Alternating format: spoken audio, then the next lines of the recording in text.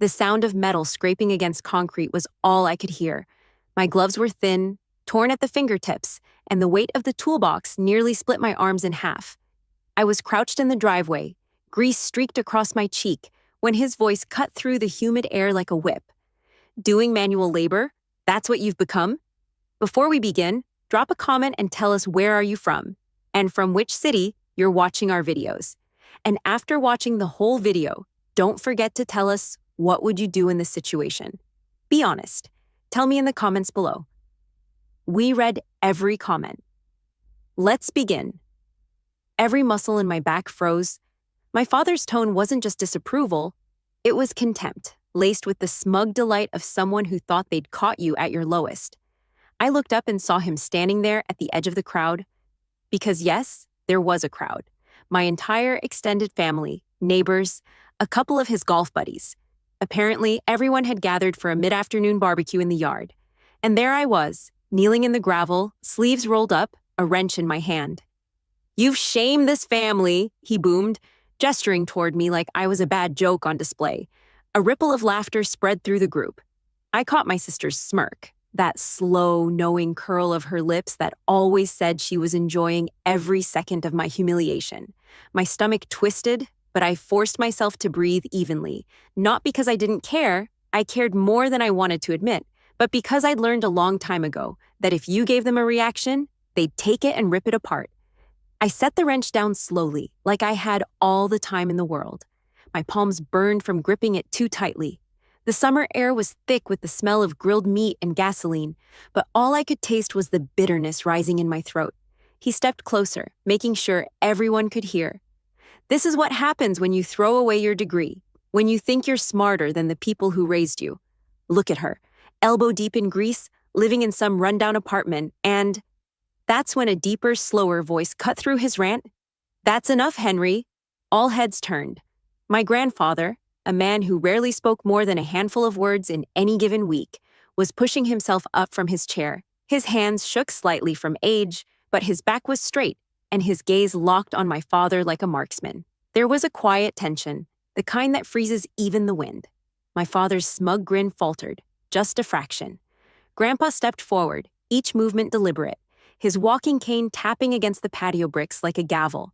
When he stopped beside me, he didn't look down at my stained shirt or the dirt under my nails. He looked at my father.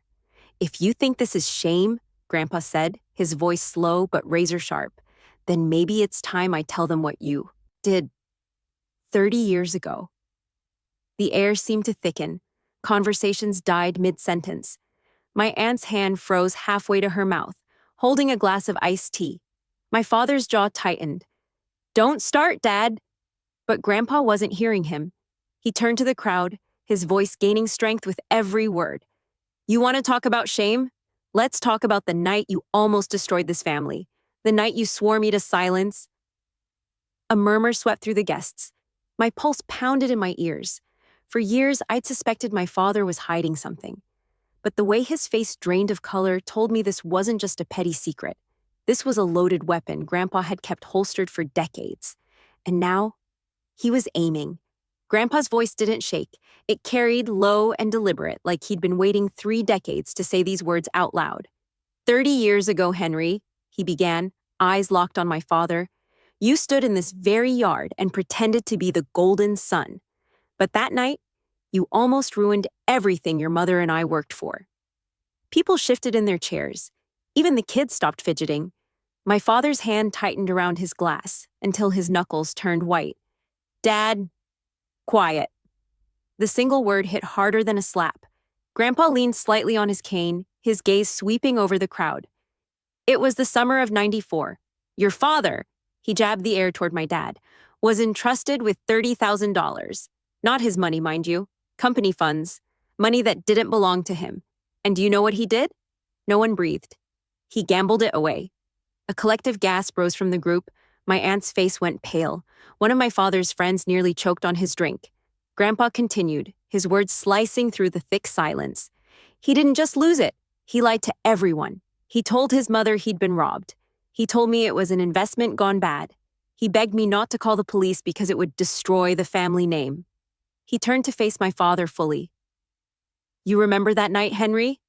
You remember me selling my own truck, draining my savings, just so you wouldn't go to prison? The air was electric now, heavy with the weight of truth. My father's lips tightened, but his eyes darted toward the guests like he was calculating how bad this was. I stood there, frozen, my hands still smeared with grease, my heartbeat slamming in my chest. For so many years, he'd stood above me, judging me, belittling me, and all along, he'd been hiding this. Grandpa wasn't finished. You call her shameful for working with her hands? She's earning an honest living. She's not lying, cheating, or stealing. She's not dragging our name through the mud and letting her father take the fall. The words felt like fire in the air. My sister's smirk had vanished. She looked between Grandpa and Dad, like she didn't recognize either of them. My father took a step forward, voice low but sharp. You're dredging up ancient history to protect her? She's not a victim, Dad. She's a disappointment. Grandpa's cane slammed against the ground, the sound echoing through the yard. The only disappointment here is a man who never took responsibility for the damage he caused.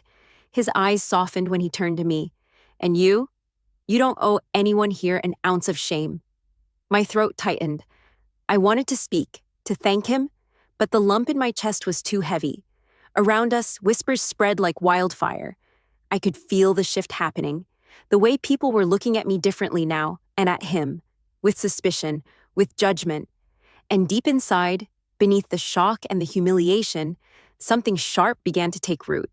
It wasn't just relief, it was resolve. Because for the first time, I realized my father's power over me had just cracked. And I was going to shatter it completely. I stood there in the gravel, the taste of iron in my mouth, my gloves dangling from my fingers. The murmur of voices swelled around me, a low current of disbelief and curiosity, like a storm building just beyond the horizon. For years, my father had orchestrated these little performances, moments where he could pull the spotlight, point it squarely at me, and make sure everyone saw the version of me he wanted them to see, lazy, directionless, pathetic, the girl who wasted her degree and embarrassed the family. But now, that script had been ripped clean in half. I glanced at my sister. She was pale, her hands gripping her glass so tight the condensation had made a perfect ring around her thumb. My mother sat rigid in her chair, jaw clenched, not daring to interrupt Grandpa's rare fury.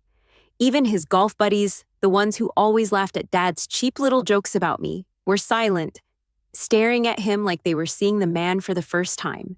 And him? My father's composure was cracking. I could see it in the slight tremor in his jaw, the way his tongue darted out to wet his lips before he spoke. He tried to laugh it off, a short, sharp sound. This is ridiculous. 30 years ago, I was a kid. Everyone makes mistakes. Grandpa didn't flinch. A kid? His voice was ice. You were 24 years old. You were married. You had a child on the way. His gaze flicked to me for just a second, enough to make my chest constrict. And instead of preparing for her future, you were sneaking out at night, handing over other people's money to strangers across a blackjack table.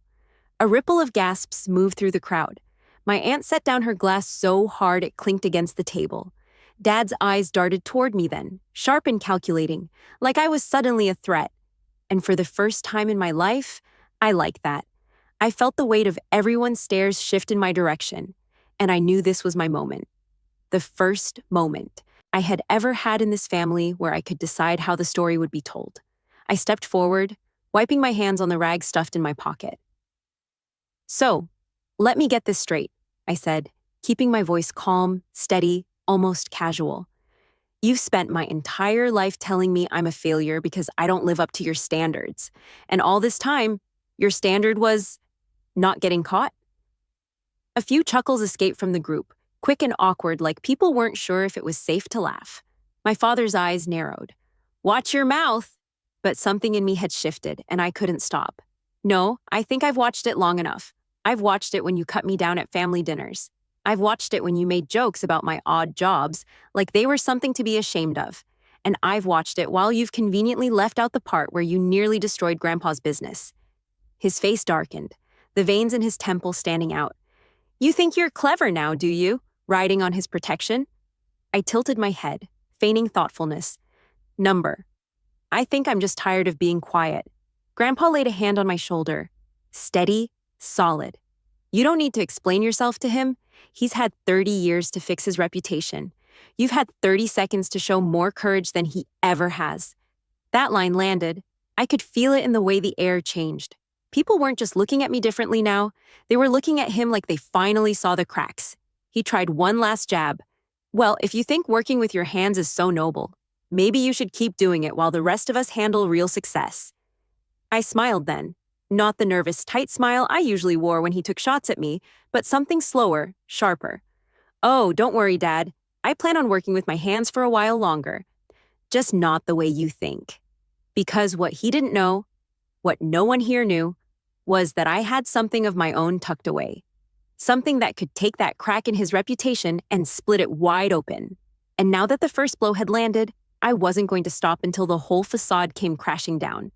The crowd eventually began to scatter, but the damage was done. Conversations stayed hushed, glances kept darting toward my father like they were replaying every interaction they'd ever had with him. I didn't stick around to watch him try to salvage his image. I slipped out through the side gate, the heat from the driveway rising up against my legs, my boots crunching over gravel as I headed toward my truck. My gloves were still balled in my pocket, my palms sweating from more than just the weather. The humiliation I'd carried for years had shifted into something heavier and sharper. It was no longer about surviving his constant criticism, it was about ending it. And I already had the first thread to pull. 3 months ago, I'd been cleaning out an old storage unit I'd rented when I first moved out. Buried in one of the boxes marked kitchen stuff was a battered manila envelope with my father's handwriting on it. At first, I thought it was some old tax paperwork he'd tossed in my stuff by accident, but when I opened it, my stomach dropped. It wasn't just tax forms. It was letters, receipts, a handful of legal notices, all with the same law firm's name printed across the top, all dated between 1994 and 1996. And they weren't for my father. They were for a man named Ethan Carter. The name meant nothing to me at first, until I saw one of the notices listing aliases. My father's name was printed there. It hit me like a punch. Back when Grandpa bailed him out, my father hadn't just been gambling. He'd been operating under a fake identity. There was a whole other layer to the story Grandpa told today, one my father clearly thought was buried forever. The thing was, I'd already done some digging. A quiet afternoon at the county records office, a few polite questions to the right clerk, and I'd discovered something else. Ethan Carter had been involved in a property deal that fell apart in a way that looked very familiar. Money gone, promises broken. And the last document in that envelope, a letter from the state's Department of Justice marked case closed, evidence insufficient. It was more than enough to make him sweat if it ever saw daylight. As I drove away from the house, I could still hear my grandfather's voice in my head. You don't owe anyone here an ounce of shame. Maybe not, but I could give someone else a healthy serving of it. I started with the obvious, a call to Maggie, an old family acquaintance who'd worked in real estate for decades and had no love for my father. She answered on the second ring. Thought you swore you'd never call me again, she said, voice dry but tinged with curiosity. I changed my mind, I replied. I need everything you can find on a property deal from 1995, the name Ethan Carter. There was a pause. That's oddly specific. It's worth your while, I said. Trust me. By the time I got home that night, she'd already texted me a single sentence. You're not going to believe who else was involved. And when I opened the file she'd attached, I felt the first real smile of the day tug at my mouth. Because not only was my father tied to the deal, so was one of his closest friends. The same friend who was standing in that yard today, laughing when my father called me a shame to the family. Now it wasn't just revenge, it was strategy. The next week was a blur of late-night calls, quiet meetings, and a kind of focus I hadn't felt in years. Every piece of evidence Maggie sent over fit perfectly into the puzzle I was building. Old contracts, sworn statements, bank transfers that looked clean at first glance, but carried the stink of backroom. Deals. The picture was damning. And the more I dug, the more I realized how carefully my father had managed to craft his respectable businessman persona. It was a mask he wore so well that people never thought to look underneath. But now, I had enough to rip it off in one clean motion. The timing was everything. My opportunity came faster than I expected. My cousin's engagement party was set for Saturday evening, a sprawling outdoor affair in the same backyard where my father had humiliated me just a week earlier. Invitations had gone out months ago. My father was set to give a family toast after dinner, something he loved because it put him squarely at the center of attention. Perfect. I arrived late, deliberately. I didn't want idle chit-chat. I wanted to walk in at the right moment. By the time I pulled into the driveway, the yard was already buzzing. Strings of warm lights hung over tables, people laughed over plates of food, and the hum of conversation was punctuated by bursts of music from the rented speakers. I slipped in through the side gate again, just as my father stepped up to the microphone. He looked perfectly at ease, drink in hand, smile polished for the crowd. Family, he began, voice smooth, is about holding each other to a standard, about protecting our name, our legacy. I stepped forward. Loud enough to cut through his sentence, I said, "Is that what you call what you did in '94, Dad?" The mic caught it. The speakers carried it. Conversations stopped like someone had hit pause. He blinked, the smile flickering. "This isn't the time. No, I think it's exactly the time." My voice didn't shake. I walked up beside him, my boots crunching against the patio. "Last week, Grandpa reminded everyone about the $30,000 you gambled away. But he didn't mention the rest, did he?" A ripple of unease went through the crowd. My grandfather, seated at the front table, watched me with the same steady expression he'd had last week, not interfering, but not looking away either. I pulled a folded document from my bag and laid it on the table in front of the mic. "This is the state record of a failed property deal. Ethan Carter was the name on the contract. And here's the list of aliases the DOJ has on file." I tapped the paper. "Funny thing, Dad, your name is right here." The friend who'd been laughing the loudest at my expense last week shifted in his chair. "You should be careful." "Oh, you're in it too," I said without missing a beat. I turned the second page toward the crowd. "Co-signed by you. 2 men promising land to investors that never materialized. Money went missing. No charges, thanks to insufficient evidence." I looked at my father. "Guess Grandpa bailed you out twice." The silence was suffocating. My mother's eyes were wide. My sister's face was ghostly. People weren't just looking at him differently now. They were looking at him like he was radioactive. He grabbed the mic, voice low and furious. "You have no idea what you're talking about." "Really?" I took the mic back, my voice steady. "Because I've got every document, every bank transfer, every letter. I've got statements from 2 people who were there that year, and if anyone here wants copies, I'll be happy to email them tonight." Someone in the back actually clapped, one sharp, startling sound. And it broke the tension just enough for whispers to explode around the yard. I didn't look at him as I stepped back. "You wanted to call me a shame to this family? Fine. But now they know exactly what kind of man gets to decide that." Grandpa rose slowly from his chair and walked over. He didn't speak to me right away, just placed his hand on my shoulder, the same way he had last week. Then he turned to the crowd. "I think we've heard enough speeches for one night," he said simply. "Let's enjoy the party." And just like that, the center of attention shifted, away from my father, away from his carefully guarded image. The conversations that started back up weren't about the engagement anymore. They were about him. By the time I left, I didn't need to say another word. The damage was permanent, and I hadn't even released the documents yet.